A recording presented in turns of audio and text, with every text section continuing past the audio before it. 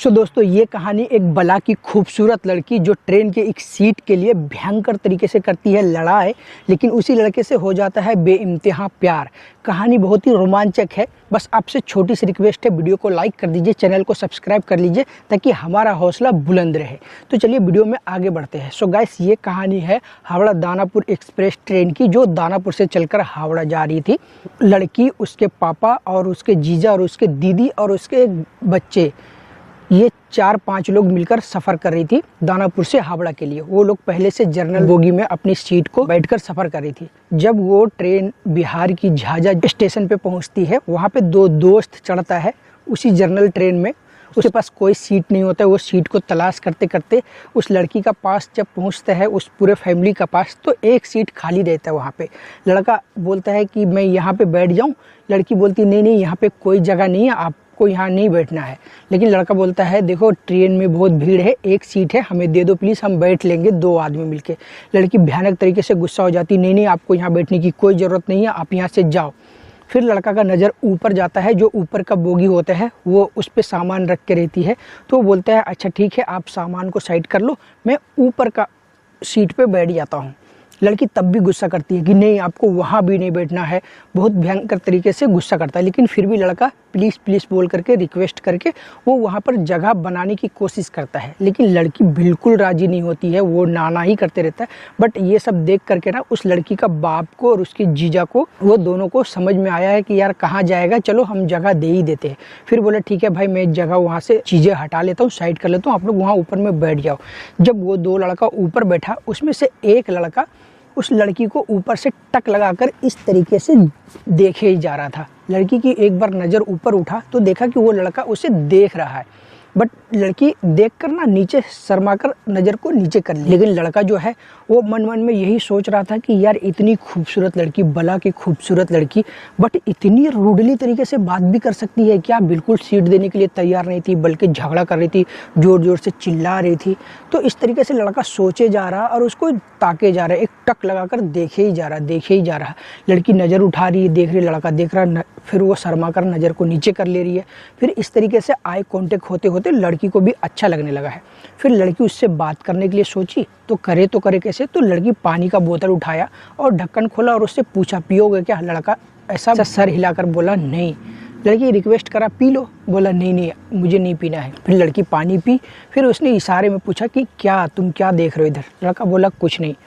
फिर इसी तरीके से दोनों को 9 मटक्का होता रहा। लड़का जो है उसको इशारा करता है कि तुम अपना फ़ोन नंबर हमें दे दो। लड़की ना कहती है। फिर कुछ देर बाद लड़की बोलती है तुम मुझे दे दो। ऐसे दोनों में इंटरेस्ट तो पैदा हो गया, दोनों दिखा दिया एक दूसरे को कि इंटरेस्ट है एक दूसरे में। तो लड़का जब नंबर देने के लिए सोचता है तो उसके पास पेन नहीं होता है। पेन नहीं होता है तो वो ऐसा एक कागज़ का टुकड़ा निकाल कर दिखाता है कि मेरे पास पेन नहीं है। फिर वो लड़की इधर उधर बैग में पेन को ढूंढती है, पेन नहीं मिलता है। तो उनके जीजा का पास पेन होता है। वो बोलता है जीजा पेन दीजिए। पेन दिया जीजा ने, और वो चुपके से ऐसा, उसके पास एक बच्चा था उसकी बहन की, उसको ऐसा गोद में उठाया, उठाकर ऐसा टहलना लगा रही थी। उसके बाद चुपके से उसने उसको पेन दे दिया। पेन देने के बाद लड़का नंबर लिखा और नंबर का साथ पेन को रिटर्न दे दिया। और लड़का भी फोर्स करने लगा कि हमें भी वापस नंबर दो। सो लड़की तो फोर्स करने का बाद ना वो एक पेपर निकालती है, निकाल करके 2 नंबर लिखती है 97 और फिर उसे कट कर देती है। और उसमें लिखती है मैं फ़ोन नंबर नहीं दूंगी, मैं फ़ोन करूंगी, मेरा नाम पिंकी। इतना बोल दिया। उसके बाद वो रखे रही, देने का मौका नहीं मिला। फिर लड़का उसे नंबर लेने के लिए इशारा करता है कि तुम टॉयलेट की तरफ आओ। लड़की हामी भरती है कि हाँ मैं आती हूँ। लड़का पहले जाता है टॉयलेट की तरफ। उसके बाद लड़का टॉयलेट में चले जाता है वॉशरूम को यूज़ करने के लिए। तो देखता पानी नहीं है तो लड़का बाहर आ जाता है। लेकिन लड़की पीछे से आती है। थोड़ी देर बाद वो जाती है बाथरूम में, काफ़ी देर रहती है। लड़का गेट का बाहर सोच रहा यही कि यार इसके अंदर तो पानी नहीं है, ये कर क्या रही है, आई नहीं, निकली नहीं। ऐसा सोच के 5 मिनट का आसपास हो गया। लड़की 5 मिनट बाद बाहर निकली। लड़की जाने लगी। जब जाने लगी तो लड़का उसको बोला यार कहाँ जा रहे हो, रुको तो सही, मुझे बात करनी है। लेकिन लड़की ना बोल के चले जाने लगती है। तो लड़का उसका हाथ पकड़ लेता है, बोलता है यार हम फ़ोन नंबर मांगने के लिए आए और तुमसे बात करने के लिए आए, तुम बिना बात किए कैसे चले जा रही हो, रुको तो सही। तो लड़की बोलती है नहीं मैं नहीं रुकूंगी, लड़का फोर्स करता है। फोर्स करने के बाद लड़की बोलती है देखो फोर्स मत करो, मैं ना बोल दी तो ना बोल दी। लड़की फिर वहाँ पर रूडली तरीके से बात करती है। लड़का डर से हाथ को छोड़ देता है। वहाँ पे एक दो लोग देखने भी लगता है। लड़का डर से हाथ छोड़ देता है। लड़की आके पहले सीट पे अपने बैठ जाती है। फिर लड़का अपने सीट पे चले जाता, ऊपर का सोचने लगता है यार इतनी रूडली बात करती है, अभी अभी तो ये मान रही थी, इसने इतना रूडली बात कर ली। फिर लड़की उसको ऊपर देखती है, मुस्कुराती है और कुछ नहीं कहती है। लड़का परेशान कंफ्यूज में है कि यार ये मेरे से दोस्ती करना चाहती है या नहीं करना चाहती है। वो कंफ्यूज रहता है, फुल्ली कंफ्यूज रहता है। लड़का को नंबर लेना था, वो हाथ में लिख के रखे हुए है। तो ऐसे लड़का बोलता है बच्चा बहुत अच्छा लग रहा, मुझे दे दो, गोद में दे दो। तो लड़की उसको गोद में देती है लेकिन नंबर दे नहीं पाता है, क्योंकि नीचे जो और भी लोग था ना, वो लड़की बार बार जो ऊपर देख रही थी तो नीचे के लोग जो है उसे नोटिस कर रहा था कि ये लड़की बार बार उन दो लड़के को आने का बाद ये बार बार ऊपर क्यों देख रही है। इस तरीके से नोटिस करने लगा। तो क्या करते आप, वो नंबर दे नहीं पाया है। बाद में वो लड़का उसके बच्चे को खिलाया, उसकी बहन के लड़के को कुछ देर तक खिलाया। उसके बाद लड़के को ना उसको गोद में बच्चे को लेकर के नींद आ गया, एक दोस्त को जिससे वो उसकी दोस्ती हुआ था, उसे नींद आ गया। अब लड़का तो सोच रहा था कि ये दानापुर से ट्रेन है, हावड़ा जाएगी तो हावड़ा तक तो वो जाएगी डेफिनेटली, इतना सोच करके फिर ऐसा आराम हो गया कि हावड़ा में जब उतरेंगे तो मिल के बातें करेंगे। लेकिन उसे क्या पता कि लड़की बर्धमान में उतर जाएगी, क्योंकि जब बर्धमान आया तो लड़की जाने वाली थी। उसके बच्चे को गोद से लिया और फिर भी वो नींद में था, उसे समझ नहीं आया। फिर वो लड़की हल्का सा उसके पैरों में ऐसे चिमटी काटती है। लड़का का नींद खुलता है। नींद खुलने के बाद उसके पैरों में जहाँ पे चिमटी काटा ना, अंगुलियों में फ़ोन नंबर को फंसा देता है। लेकिन लड़का नींद में था, वो नंबर नीचे गिर जाता है।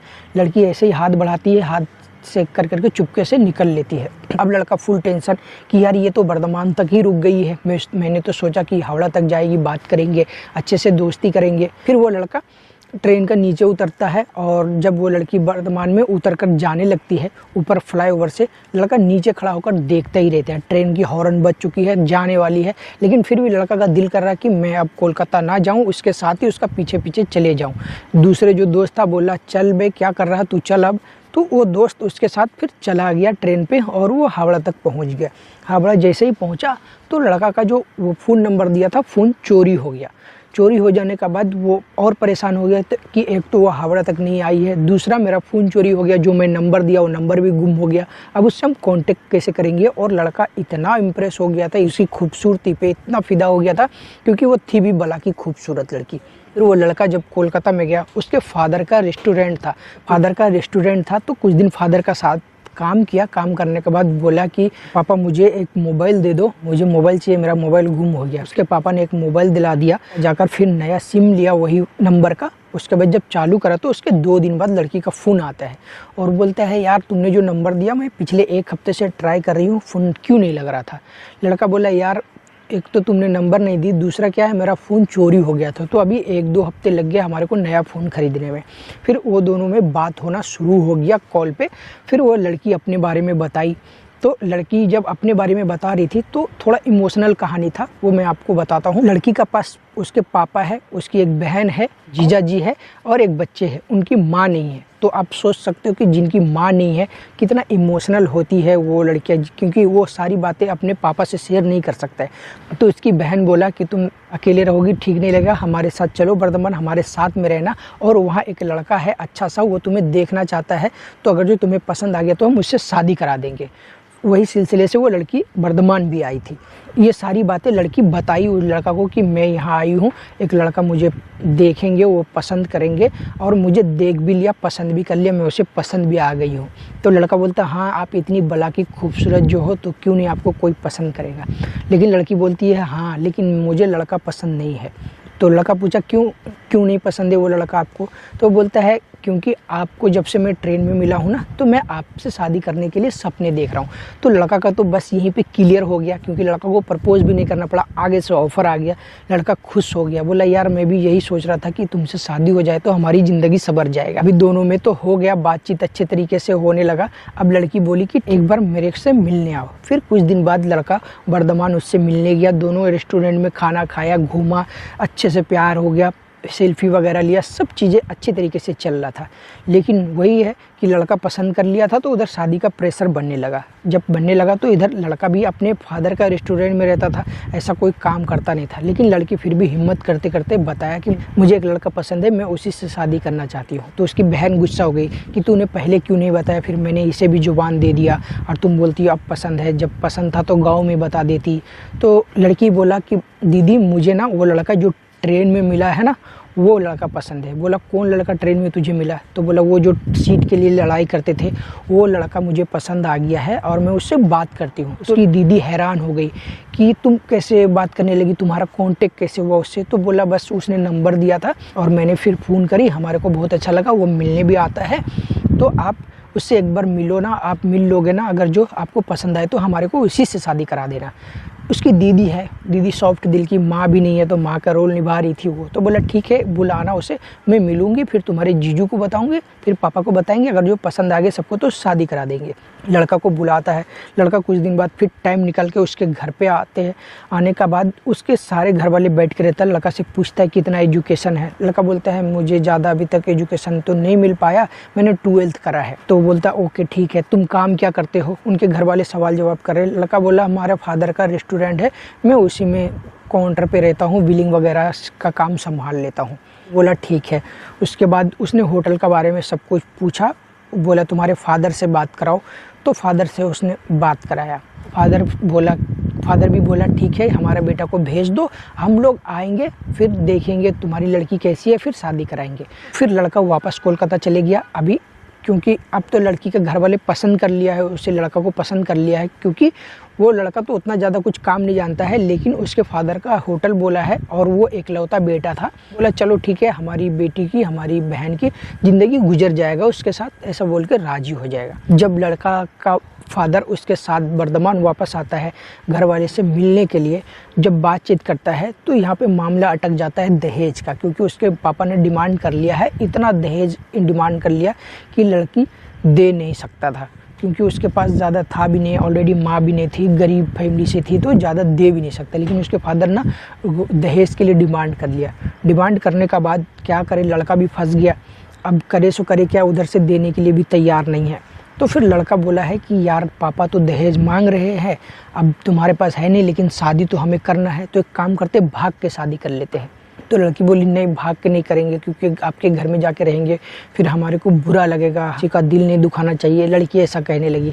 अब लड़का इधर पागल, अच्छे से काम नहीं कर पा रहा और पागल हो जा रहा। फिर उधर वो मना कर दिया, तो इधर लड़की के घर वाले भी उस लड़का से इसका तय कर दिया कि अभी चलो छोड़ो हटाओ उसको, अभी इस लड़का से पसंद किया है तुमको तो शादी करा देते, ये भी लड़का अच्छा है। इधर शादी की तैयारी हो रहा, उधर लड़का पागल हो रहा। लड़की भी इतना उसके प्यार में दीवाना है लड़का के कि इससे शादी करना नहीं चाह रहा। उसने फ़ोन करा, शादी का 2 दिन बाकी है, और उसने फ़ोन करा है कि प्लीज़ आप मुझे यहाँ से लेके जाओ, मैं भाग के शादी करना चाहती हूँ, क्योंकि मैं इनके साथ खुश नहीं रह पाऊँगी, आपके साथ खुश रहूँगी। लड़का भी एक बार अपने बाप को बोल दिया पापा आप मुझे शादी नहीं कराओगे तो मैं जा रहा हूँ, कोई ट्रेन का नीचे ऐसा जान दे देंगे। पापा जो है वो बोलता ठीक है बेटा तुम्हारा मर्जी, तुम अकेले बेटा हो, अगर जो शादी करना चाहते हो तो जाओ कर लो शादी, हम तुम्हारे साथ नहीं देंगे, तुम अपनी ज़िंदगी में खुश रहो। लड़का बोलता पापा सिर्फ आप एक्सेप्ट करो, वो लड़की बहुत अच्छी है। बोला बेटा हमारे को पसंद नहीं है। तो लड़का बोलता ठीक है पसंद नहीं है तो पापा मैं भाग के शादी कर लेता हूँ, आप मैं नहीं जानता, मैं उसके बिना नहीं रह सकता हूँ। इतना बोल कर घर छोड़कर लड़का निकल गया। निकल के जाने का बाद लड़की का पास गया, उसको वहाँ से चुपके से भगा करके ला करके कोलकाता के दूसरी जगह ला के रूम लेकर उसे कुछ दिन तक रखा। उसके बाद सारे घर वाले ढूंढने लगे। लड़की के पापा इनके पापा का पास फ़ोन करा कि मेरी बेटी गायब है, ये भी बोला मेरा बेटा गायब है। अब दोनों मिलकर एक दूसरे को ढूंढने लगे। इकलौता बेटा था, चाहिए था, तो ये भी बोला बेटा ठीक है, फ़ोन करा वापस आ जाओ और हम तुम्हें अब एक्सेप्ट करने के लिए रेडी है। उसके पापा, लड़का का पापा ने एक्सेप्ट कर लिया उसको, बहू और बेटे को भी वापस बुला लिया। इस तरीके से दोनों की शादी हो गई है। फिर धूमधाम से शादी करा दोनों मिल करके, और यहीं पे कहानी था एंड। आप बताओ कि आपको कहानी कैसा लगा। अच्छा लगा तो वीडियो को लाइक कर दीजिए, चैनल को सब्सक्राइब कर लीजिए, ताकि आपकी सब्सक्राइब करने से हमारा हौसला बुलंद रहे। मिलते हैं नेक्स्ट वीडियो में, तब तक के लिए जय हिंद।